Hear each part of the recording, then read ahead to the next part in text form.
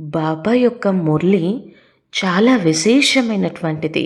మురళి ద్వారా ఎంతో జ్ఞాన ఖజానా లభిస్తూ ఉంటుంది.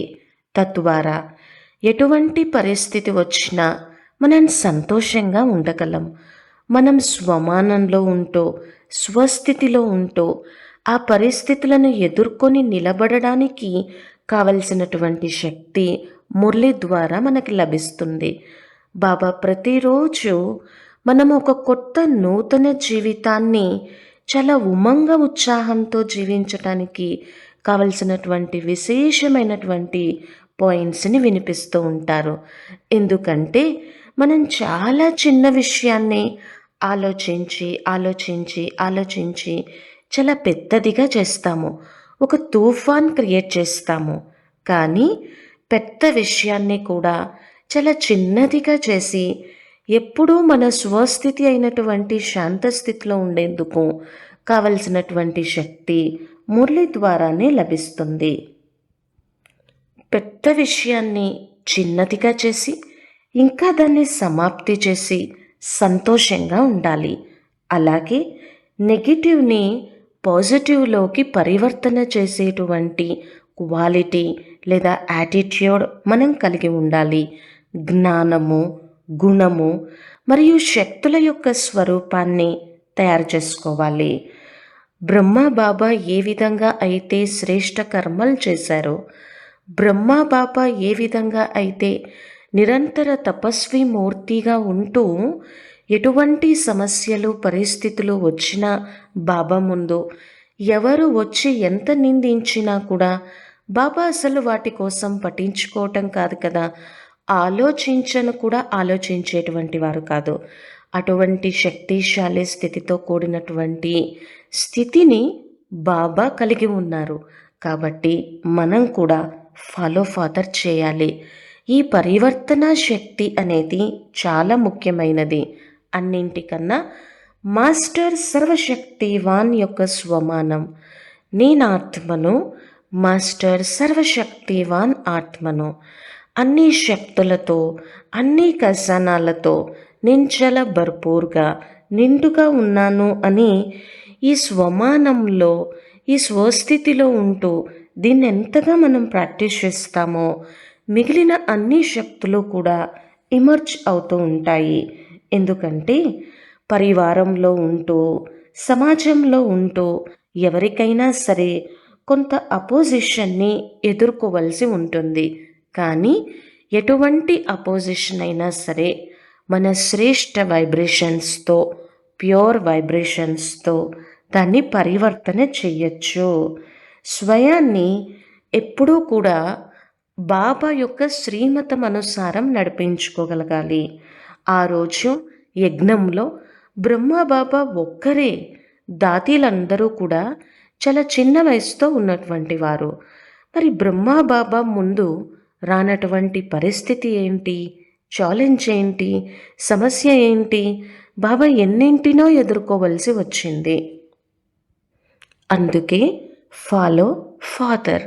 మనం ఇంట్లో ఉన్న ప్రతి ఒక్కరిని కూడా వీళ్ళు కూడా ఈశ్వరీయ పరివారము, దైవీ పరివారము అనేటువంటి ఒక గొప్ప దృష్టితో మనం చూడాలి. ఎప్పుడూ కూడా వాళ్ళ యొక్క సంస్కారాలని చూసి, అలవాట్లని చూసి వీళ్ళెప్పుడూ కూడా మారరు, పరివర్తన చెందరు.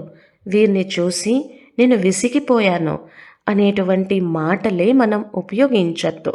ఎందుకంటే మన నుంచి అటువంటి నెగటివ్ వైబ్రేషన్స్ వెళ్తాయి వాళ్ళకి. ఎవరిని చూసినా కూడా ఈశ్వరీయ దృష్టితో, ప్రేమ దృష్టితో చూసినట్లయితే వాళ్ళు కూడా తప్పక పరివర్తన చెందుతారు. మరి ఎలా, ఎటువంటి అపోజిషన్ అయినా మనం ఎలా ఎదుర్కోగలము? స్వమాన్ధారిగా అవ్వటం, స్వమానం తీసుకోవటం, మన స్వస్థితిలో ఉండటము. స్వమాన్ధారిగా అవ్వటము అంటే ఎటువంటి అపోజిషన్ అయినా సరే మనం ఎదుర్కొని నిలబడగలడం. అలాగే అనేక సమస్యలకు సమాధానం కూడా ఈ స్వమానంలో ఉండటం వల్లనే లభిస్తుంది. అందుకనే బాబా కూడా చాలాసార్లు నేను మీకు ఎన్ని స్వమానాల యొక్క లిస్ట్ వినిపించానో, ఎన్ని స్వమానాల యొక్క ఖజానా మీ దగ్గర ఉంది, ఎంత జ్ఞాన ఖజానా మీ దగ్గర ఉంది, ఇవన్నీ కూడా పరిస్థితి వచ్చినప్పుడు, సమస్య ఎదురైనప్పుడు, అపోజిషన్ కలిగినప్పుడు వీటినన్నింటినీ ఉపయోగించటమే చాలా ఉన్నతోన్నతమైనటువంటి స్థితి. స్వమానంలో ఉండటం వలన, దాన్ని ప్రాక్టీస్ చేయటం వలన మనస్సు యొక్క మనన చింతన శక్తి కూడా పెరుగుతుంది. బాబా ఎన్నోసార్లు మురళీలో చెప్తూ ఉంటారు కదా, మీరు నా హృదయ సింహాసనాధికారి ఆత్మలో, మీరు నా హృదయ సింహాసనాధికారి ఆత్మలో, మీరు నా నయనాల యొక్క ప్రకాశము లేదా వెలుగు అని బాబా ఎంతో చక్కటి దివ్యమైనటువంటి స్వమానాలను ఇస్తూ ఉంటారు. ఆ స్థితిలో ఉండటం వలన మనసు యొక్క శక్తి, శాంతి, ఆనందము, జ్ఞాన కర్షణ ఇవన్నీ పెరుగుతూ ఉంటాయి. అప్పుడే మనము మనస్సు ద్వారా శక్తుల యొక్క దానం చేయగలము. వాచ ద్వారా జ్ఞానరత్నాలని అందరికీ పంచగలము. అలాగే మన కర్మల ద్వారా, మన స్వభావ సంస్కారాల ద్వారా మంచి గుణాలని కూడా ప్రత్యక్షం చేయగలము. అందుకనే బాబా ఏం చెప్తూ ఉంటారు, మనస ద్వారా శక్తుల యొక్క దానం, వాచ ద్వారా జ్ఞానరత్నాల దానం, కర్మల ద్వారా గుణాల యొక్క దానము. మనం చాలా గృహస్థంలో ఉన్నప్పుడు, ఇంకెక్కడైనా ఉన్న సంఘటనలో ఉన్నప్పుడు సహనశీలత గుణాన్ని కలిగి ఉంటే దాన్ని చూసి అందరూ ప్రభావితం అవుతారు. వీళ్ళ దగ్గర ఎంత మంచిగా ఈ సహనశీలత గుణం ఉంది అని. మనం ఎప్పుడూ కూడా ఎటువంటి పరిస్థితిలో అయినా సరే దాని ప్రభావంలోకి రాకుండా సంతుష్టంగా ఉండి అన్నీ బ్యాలెన్స్ చేయగలిగితే ఆ గుణం ద్వారా కూడా అందరూ చాలా అంటే చాలా ప్రభావితం అవుతారు. ఎటువంటి అహంకారంలోకి రాకుండా అన్నీ నాకు బాబా ఇచ్చినటువంటి విశేషతలు కదా అని నిరహంకారి స్థితిలో ఉండటం కూడా కర్మల ద్వారా మన గుణాలని ప్రత్యక్షం చేస్తుంది. అలాగే లైట్గా ఉండటం, తేలికగా ఉండటము ఇవన్నీ కూడా ఎంతో మంచి గొప్ప దివ్య గుణాలు. మనం చాలా నమ్రతాపూర్వకంగా వినే విధేయతలతో ఉంటే మనల్ని చూసి అందరూ నేర్చుకుంటారు.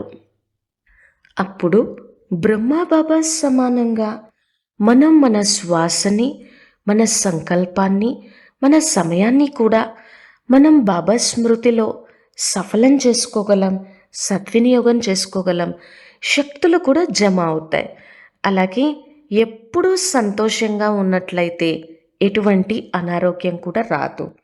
మరి మన సమయాన్ని, మన శ్వాసని, మన సంకల్ప శక్తిని ఎంతగా ఈశ్వరీయ సేవలో మనం సఫలం చేసుకుంటామో, జమ చేసుకుంటామో 21 జన్మల వరకు కూడా మనం నిరోగిగా అయ్యేటువంటి విషయమే ఉండదు. మనం ఎంతో ఎంతో ఆరోగ్యంగా ఉంటాము, ఎంతో సంతుష్టంగా, ప్రశాంతంగా మన దైవీ రాజధానిలో ఉంటాము. ఎంత వివేకవంతులుగా, బుద్ధివంతులుగా ఉంటాము అనంటే అక్కడ అందరికీ తెలుసు కదా, వజీర్ ఉండరు. అక్కడ ఏ విధమైనటువంటి సలహా తీసుకోవాల్సినటువంటి అవసరమే ఉండదు. అక్కడ చాలా తేలికగా, చాలా ఆనందంగా లక్ష్మీనారాయణలు రాజ్యం చేస్తారు. ఇక్కడ చూడండి, నరేంద్ర మోడీ గారికి ఎన్ని తిట్లు, ఎన్ని నిందలు వినాల్సి ఉంటుంది. అయినా సరే వాటన్నింటినీ మెట్లుగా చేసుకొని ఉన్నతిలోకి వెళ్ళటం జరుగుతుంది. ఇక్కడ పదవి కానీ, ప్రాప్తి కానీ, అధికారం కానీ కష్టంగా ఉంటుంది, బర్డెన్తో కూడుకున్నటువంటిది. కానీ సత్యత్రేతాయుగాలలో మనం ఎంతో వివేకవాన్గా, బుద్ధివంతులుగా, పవిత్రంగా ఉంటాం కాబట్టి ఎంతో తేలికగా ఉంటాము. అలాగే మనం మన స్వమానంలో, మన స్వస్థితిలో ఉంటూ బాబా నుంచి సర్వశక్తులని స్వయంలో నింపుకొని, నేను ఆత్మను, మాస్టర్ సర్వశక్తివాన్ ఆత్మను, నాలో అన్ని శక్తులు, అన్ని ఖజానాలు సమృద్ధిగా ఉన్నాయి. నా మస్తకం నుంచి, నా స్వరూపం నుంచి ఈ శక్తులన్నీ కూడా వాతావరణంలోకి వ్యాపిస్తున్నాయి. నా సంబంధ సంపర్కంలోకి వచ్చినటువంటి వాళ్ళకి కూడా ఈ శక్తుల్ని నేను మనసా ద్వారా దానం చేస్తున్నాను, ఇస్తున్నాను. వాళ్ళు కూడా చాలా సమర్థవంతంగా అవుతున్నారు. వాళ్ళ మనస్సులో ఉన్నటువంటి వ్యర్థాన్ని సమాప్తి చేసుకుంటున్నారు.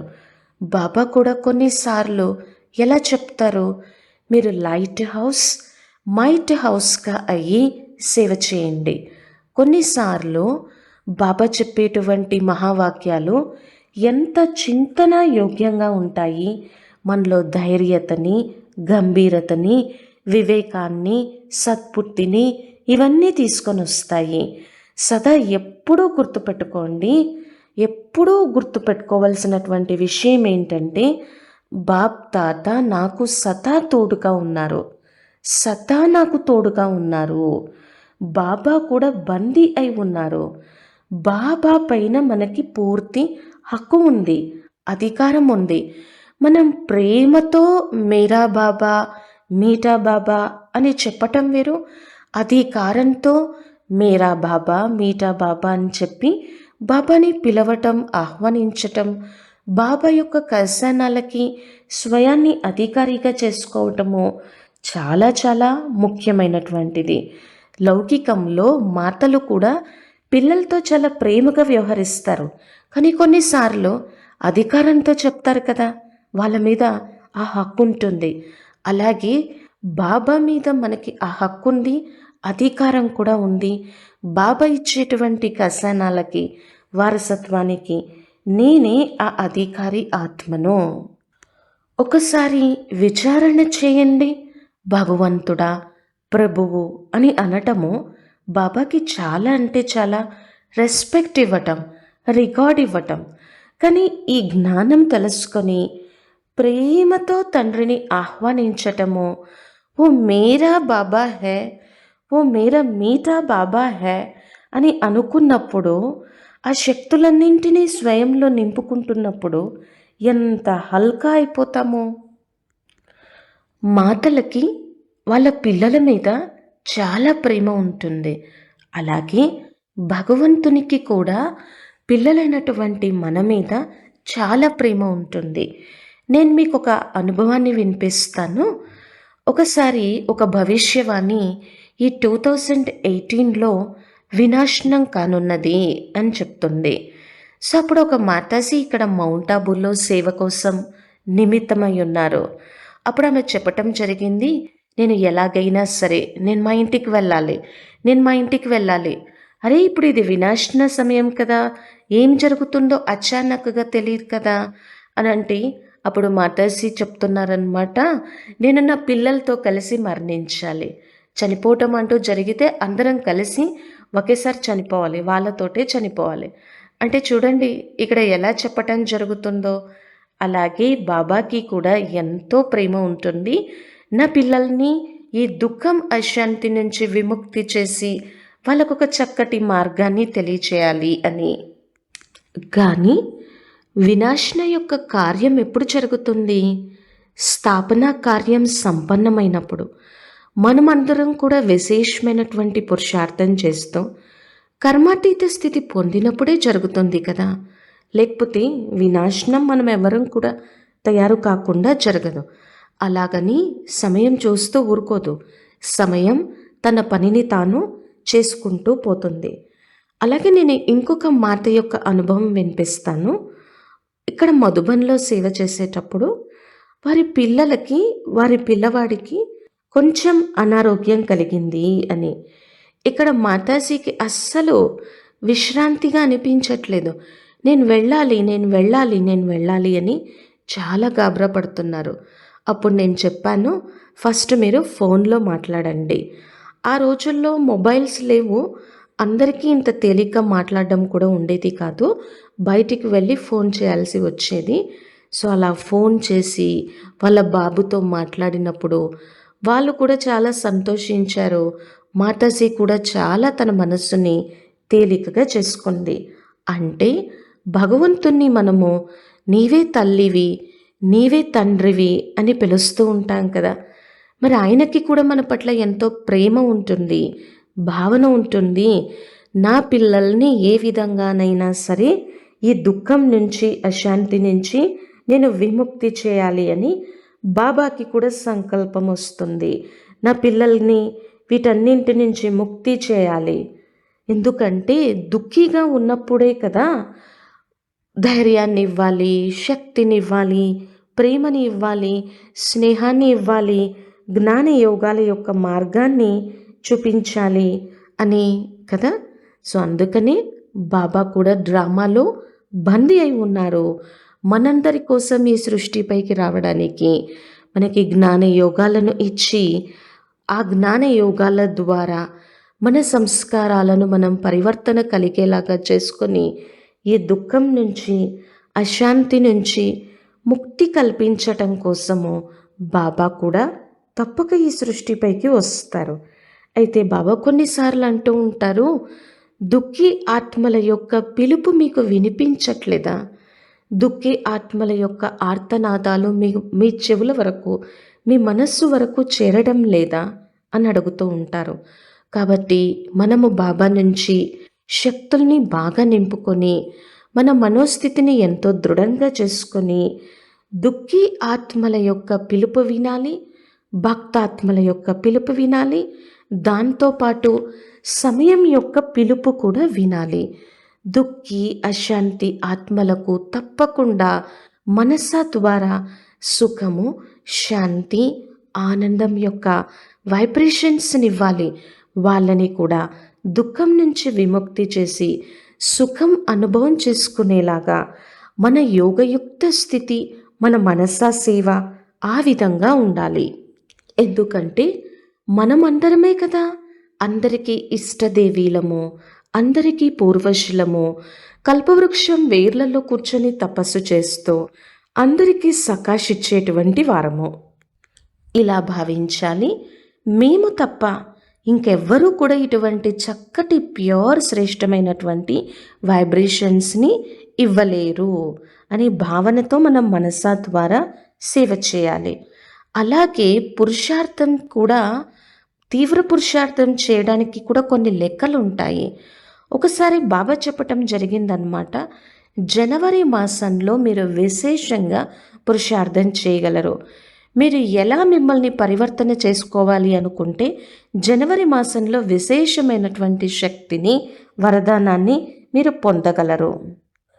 అది 85 మరియు 86 యజ్ఞము స్థాపన జరిగి 50 సంవత్సరాలైంది. అప్పుడు దాదీలందరూ కూడా ముందు కూర్చున్నారు. అప్పుడు బాబా చెప్పటం జరిగిందనమాట, మీరు 50 సంవత్సరాలలో చేసినటువంటి పురుషార్థము అలాగే ఇప్పుడు ఎవరు వచ్చినా కానీ 1 సంవత్సరంలో కూడా చేసి ముందుకు వెళ్ళగలరు. ఈ జనవరి మాసానికి అంత విశేషత ఉంది. కావున ఒక్కొక్క సమయంలో మనం చాలా మంచిగా పురుషార్థం చేయగలం. దాని యొక్క ప్రాముఖ్యతని తెలుసుకొని మనం తీవ్ర పురుషార్థిగా అవ్వాలి. ఆ టైంలో బాప్ దాదా నుంచి ఎటువంటి వరదానాన్ని తీసుకున్నా దాన్ని ఫలీభూతం చేయొచ్చు. మన సమయాన్ని, మన శ్వాసని, మన సంకల్ప శక్తిని జమ చేసుకుంటూ, పొదుపు చేసుకుంటూ వృధాగా పోనివ్వకుండా వరదాని స్వరూపంగా అయ్యి ఆ వరదానాలతో అందరికీ సేవ చేయొచ్చు. అప్పుడు అన్నయ్య అడుగుతున్నారు, మీ భక్తులందరూ ఎక్కడున్నారనుకుంటున్నారు? మీరు ఎప్పుడు భావిస్తున్నారు కదా మేమందరికీ ఇష్ట దైవము, పూజ్య దైవము అని. మీ భక్తులు ఎక్కడున్నారు కదా, వాళ్ళ యొక్క పిలుపుని మనం వినాలి. వాళ్ళ యొక్క పిలుపుని మనం ఎందుకు వినాలి? మనమే వైబ్రేషన్స్ ఇవ్వాలి కాబట్టి. ఇంకొక విషయం ఏంటంటే, భక్తులందరూ కూడా అలాగే ప్రపంచంలో ఉన్నటువంటి ఆత్మలు తండ్రిని పిలుస్తూ ఉన్నారు. కానీ తండ్రి పిల్లలైనటువంటి మనల్ని జ్ఞాపకం చేసుకుంటున్నారు. వాళ్ళందరికీ మనం సకాష్ ఇవ్వాలి. ఎందుకంటే బాబా నుంచి వచ్చేటువంటి పవర్ని, శక్తిని, సకాష్ని, వైబ్రేషన్స్ని వాళ్ళు అనుభవం చేసుకోలేరు. అది వాళ్ళ దాకా చేరదు. ఎందుకంటే కొంతమంది హనుమాన్‌జీని జ్ఞాపకం చేస్తూ ఉంటారు. కొంతమంది గణేష్‌జీని జ్ఞాపకం చేస్తూ ఉంటారు. కొంతమంది సాయిబాబాని జ్ఞాపకం చేస్తూ ఉంటారు. నిరాకార స్థితిలో ఉంటూ నిరాకార పరంపిత పరమాత్మ తండ్రిని స్మృతి చేసి ఆ తండ్రి నుంచి వైబ్రేషన్స్, శక్తి, సకాష్ తీసుకొని పరివర్తన అవ్వటము అనేది తెలీదు. అది జ్ఞాని, యోగి ఆత్మలైనటువంటి మన దగ్గర మాత్రమే ఉంది. అందుకని బాబా మనల్ని గుర్తు చేసుకుంటారు. మన ద్వారా వాళ్ళకి వైబ్రేషన్స్ ఇప్పించి, వాళ్ళకి సకాష్ ఇప్పించి, వాళ్ళకి కూడా సుఖీగా, శాంతంగా అయ్యేలా చేస్తారు. మనము వారికి పూర్వసులం కూడా. మన యొక్క వైబ్రేషన్స్ వాళ్ళకి ఎంతో ఉపయోగపడతాయి, ఎంతో ప్రభావాన్ని చూపిస్తాయి. కాబట్టి తప్పకుండా ఈ ప్రాక్టీస్ చేయాలి. నా ముందు ఈ ధరతి పైన నా ముందు ఒక పెద్ద గ్లోబ్ ఉంది.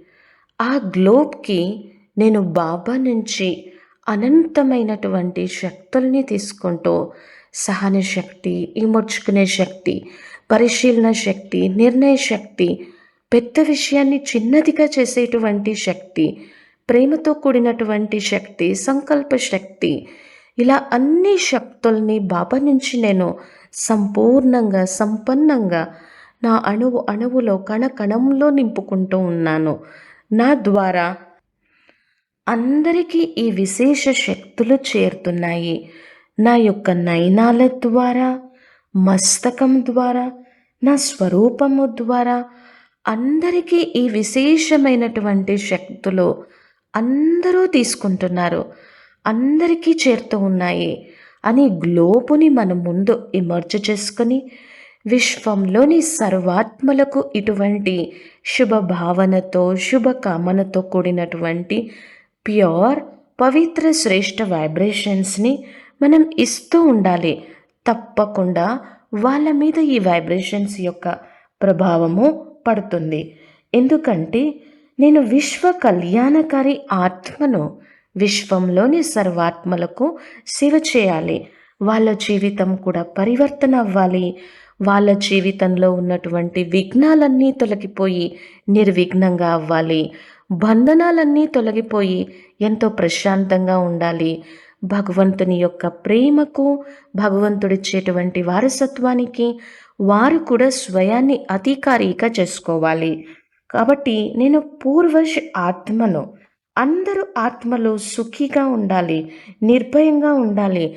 వాళ్ళ పరివారంలోనూ, వాళ్ళ సంబంధంలోనూ అన్నింటి మధ్య చాలా ప్రేమపూర్వకమైనటువంటి వ్యవహారమే జరగాలి. ఇలా మనం వైబ్రేషన్స్ ఇచ్చినప్పుడు తప్పకుండా చేరుతాయి. ఎప్పుడూ కూడా ఇలా అనద్దు. ఎవరిని చూసినా కూడా ఇలా అనద్దు. వీరు ఇంకేం పరివర్తన అవుతారు, ఎన్నిసార్లు చెప్పినా మారట్లేదు, పరివర్తన అవ్వట్లేదు అని ఎప్పుడూ కూడా అనద్దు. పరివర్తన శక్తి కావాలి. ఆ వైబ్రేషన్స్ వాళ్ళకి చేరుతాయి. నేను ఆత్మను, మాస్టర్ సర్వశక్తివాన్ ఆత్మను. నా యొక్క సంస్కారాలని పరివర్తన చేసుకోగలిగినటువంటి శక్తిశాలి ఆత్మను.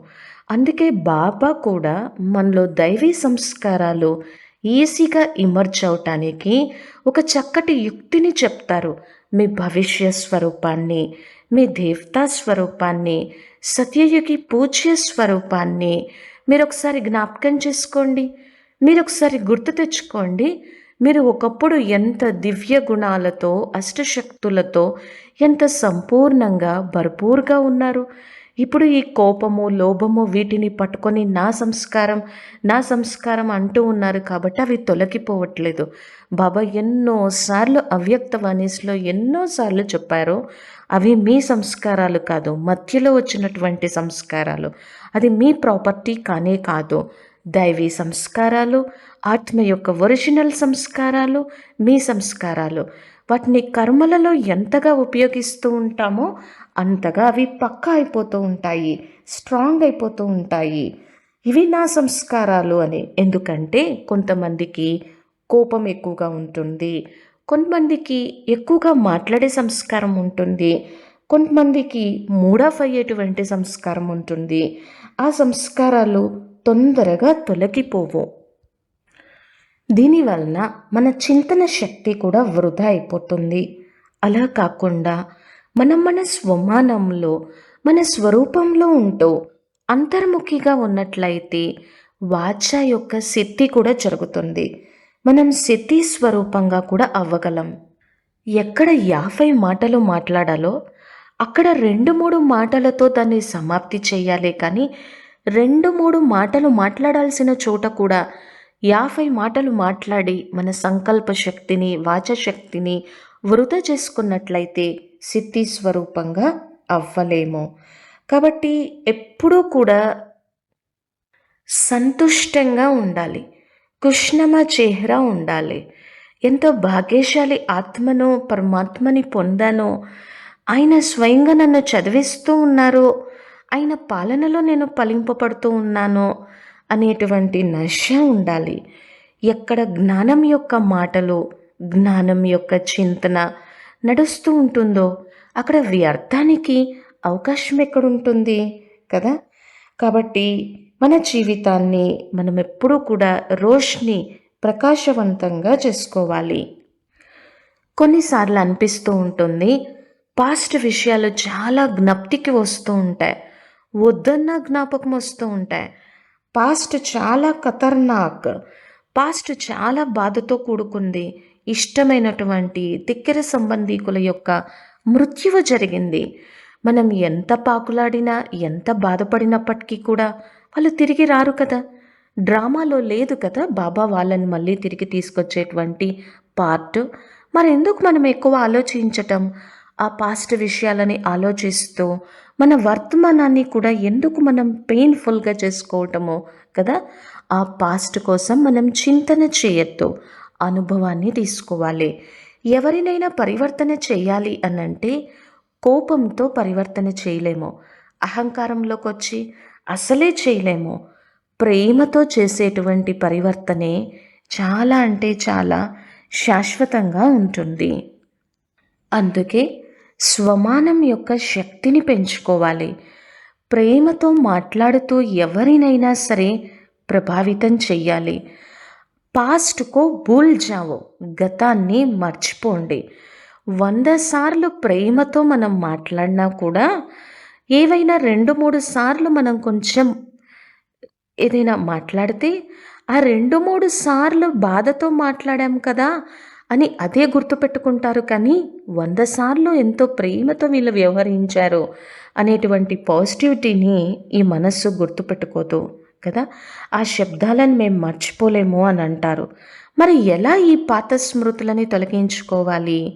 శ్రేష్టమైనటువంటి స్మృతి ద్వారా, శ్రేష్టమైనటువంటి స్మృతుల ద్వారానే ఈ పాత స్మృతుల యొక్క విస్మృతి అనేది జరుగుతుంది. కాబట్టి విషయాలని మర్చిపోండి, స్వయాన్ని తేలికగా చేసుకోండి. బాబా సమానంగా అవ్వటము చాలా సహజంగా కావాలి, సహజంగా యోగిగా అవ్వాలి. మురళి పాయింట్స్ని చింతన చేయటము, ప్రాక్టీస్ చేయటము ఎంత మంచి విషయమో. దీనికోసం ప్లానింగ్ చేసుకోండి, ప్రాక్టీస్ చేయండి. ఎంతెంతగా చింతన పెరుగుతూ ఉంటుందో అంతంతగా నశ పెరుగుతూ ఉంటుంది. బాబా ఎంత మంచిగా చెప్తూ ఉంటారో, బుద్ధిలో స్వదర్శన చక్రాన్ని తిప్పుతూ ఉండండి, మీ స్వస్థితిలో ఉండండి. ఇలా తిప్పుతూ తిప్పుతూ జ్ఞానం యొక్క మనన చింతన చేస్తూ ఉంటే జీవితంలో ఉన్నటువంటి అంధకారము, చీకటి తొలగిపోతుంది. అంధకారాన్ని తొలగించేందుకు ఎన్ని రకాల ప్రయత్నాలు చేసినప్పటికీ పోతుందా? పోదు కదా. లైట్ ఆన్ చేస్తే, స్విచ్ ఆన్ చేస్తే తొలగిపోతుంది. అలాగే అంధకారము అంటే ఏంటి? ఇక్కడ అజ్ఞానంలో ఉండటము. ఇది తొలగిపోవాలి అంటే ప్రతిరోజు జ్ఞానము అనేటువంటి ప్రకాశము, రోష్ని రావాలి. బాబా కొన్నిసార్లు ఎంత విశేషంగా చెప్తూ ఉంటారంటే, వచ్చేటువంటి దైవీ ఆత్మల కోసం, పూజే ఆత్మల కోసం ఈ ధరతి ఖాళీ అయిపోతుంది. అందరూ వారి పరంధామమైనటువంటి ఇంటికి చేరుకుంటారు. హే ధరతీమా, దైవీ ఆత్మల కోసం నిన్ను నువ్వు తయారు చేసుకో, వాళ్ళని ఆహ్వానం చేయి. ఈ సృష్టి పైన దైవీ ఆత్మలు మళ్ళీ తిరిగి రాబోతూ ఉన్నారు. అలా ఈ జ్ఞానం యొక్క స్మృతిలో ఉండటము, పవిత్రత యొక్క శక్తిని పెంచుకోవటము, పాజిటివ్ సంకల్పాలు కాదవి.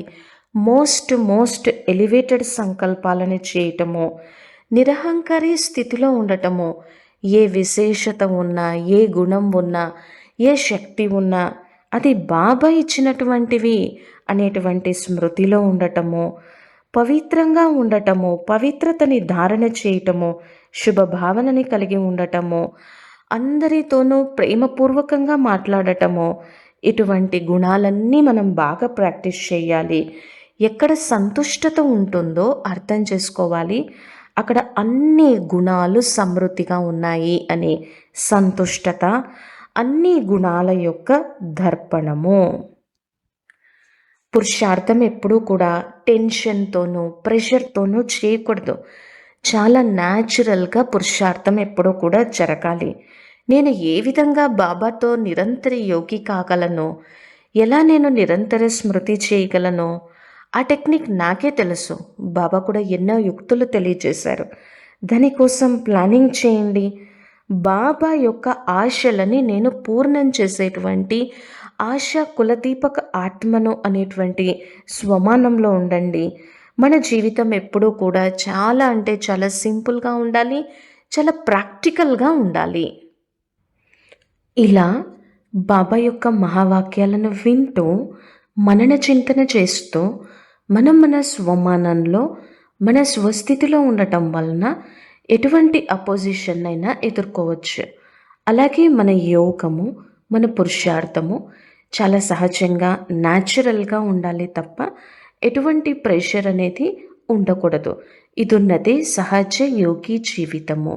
బాబా మనకెప్పుడూ సాథీగా ఉన్నారు, మనల్ని నడిపించటానికి ఎప్పుడూ తోడుగా ఉన్నారు అనేటువంటిది మనం గుర్తు చేసుకుంటూ ఉంటేనే మనలో ఎంతో శక్తి కలుగుతుంది, మనలో ఎంతో సమర్థత వస్తుంది. ఆ శక్తిశాలి సమర్థత స్థితితోనే మనం ఎన్నింటినో క్రాస్ చేసి ముందుకు వెళ్ళగలం. మన శ్రేష్టమైనటువంటి ప్యూర్ వైబ్రేషన్స్తో ఎంతటి అపోజిషన్ అయినా సరే ఎదుర్కోగలం. ఓం శాంతి.